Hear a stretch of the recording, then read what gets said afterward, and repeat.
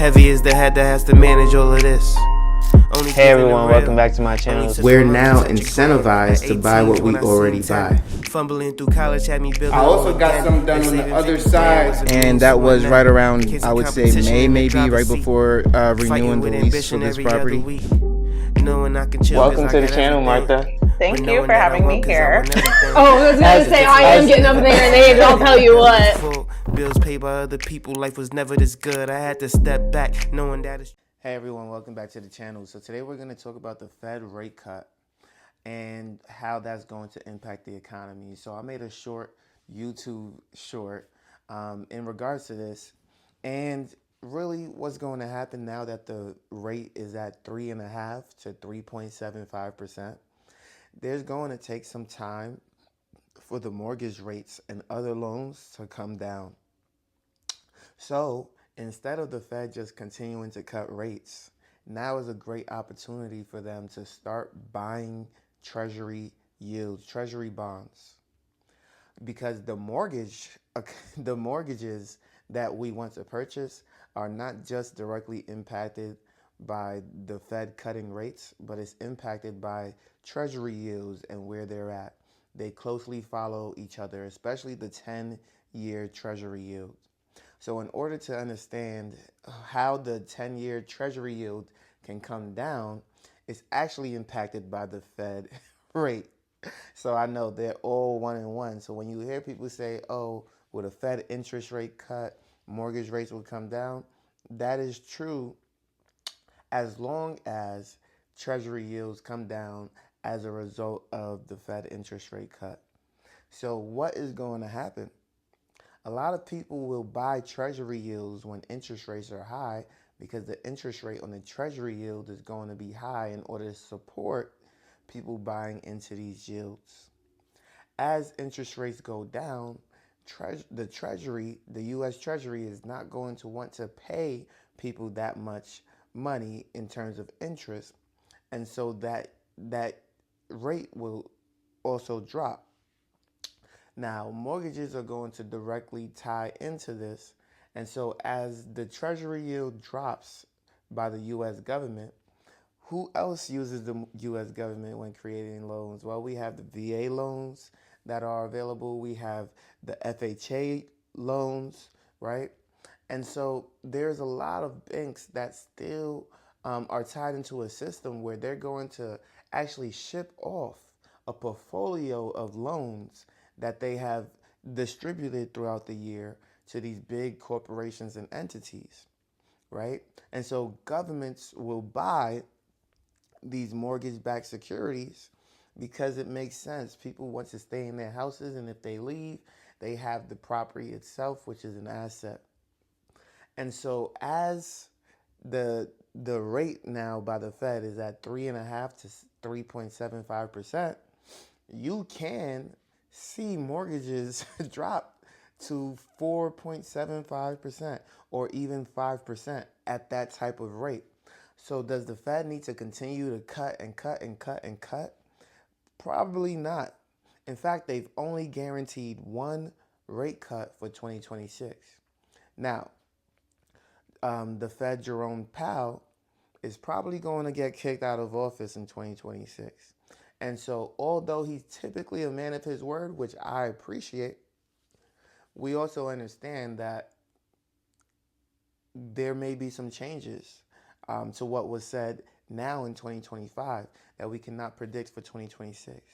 Now, similar to what I went over in the short that I uploaded a few days back, is that with this rate cut, it was a little bit shocking because we had no data.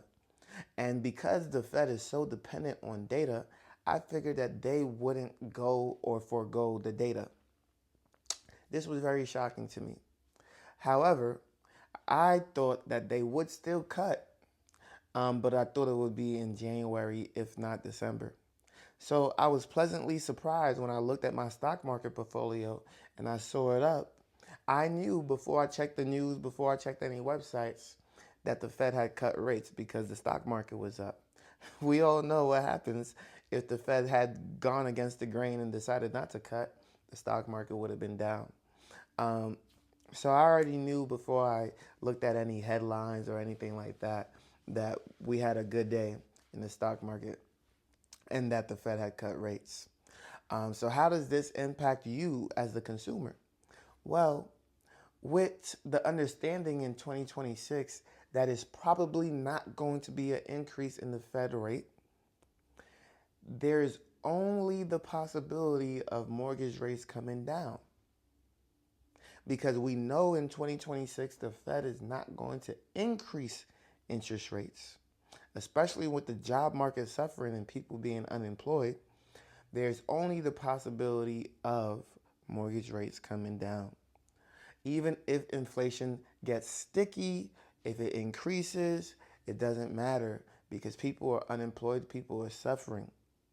And so, although things are more expensive, if people are not able to afford anything, that's one thing. But if people are not able to work to buy something, that's another thing entirely. And so, you want to incentivize businesses and then you want to adapt to a new norm, which might be expensive items, expensive wages, until everything just simply flatlines.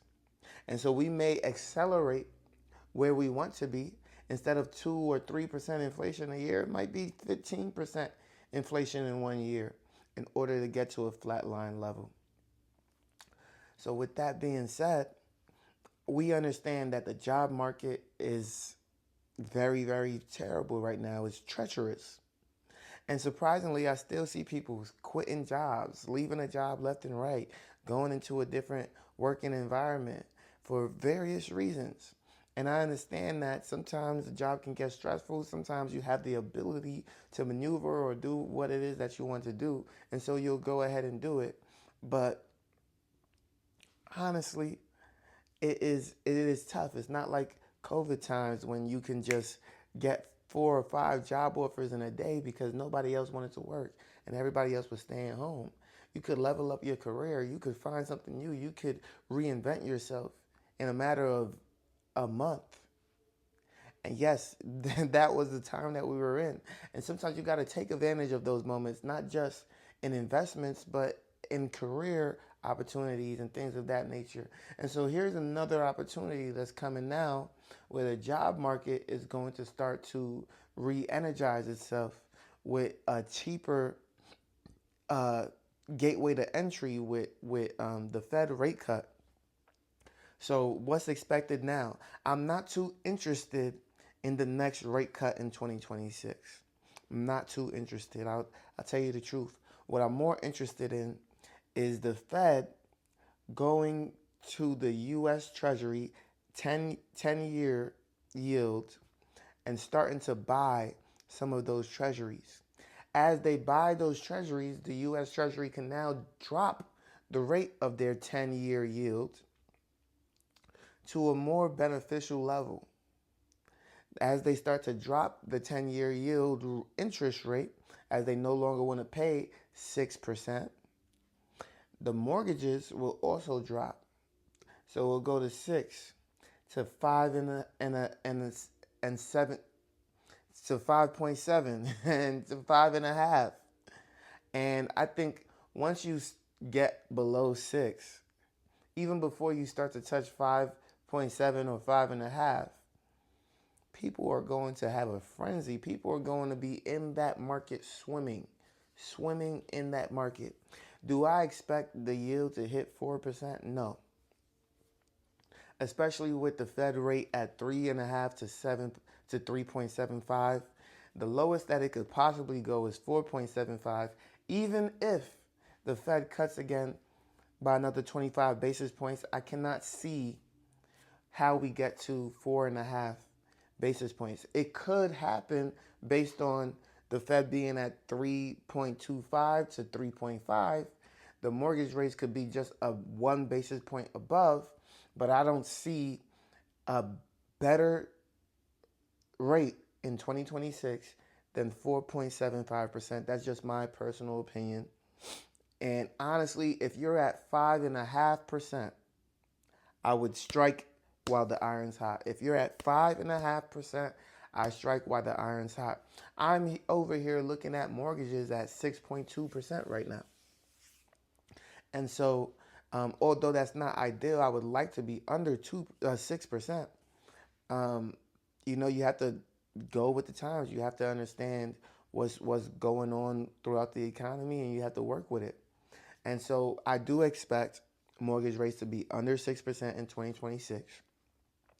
I do expect more inventory to hit the market, more people willing to sell, more people willing to move and maneuver throughout the economy, more money changing hands in 2026. Better properties on the market in 2026. There's going to be a lot more opportunities available in 2026. For investors, this is great. They're going to be able to buy more properties. Property prices will go up because interest rates are going down. New home buyers will be able to probably scrape into the market, especially if they're couples or married. And then you're going to have businesses that are willing to open up and get started because they now have a less of a gateway to entry with cheaper loan options afforded to them. Maybe you'll take a HELOC out and start a new business or a food truck or something of that sort, right?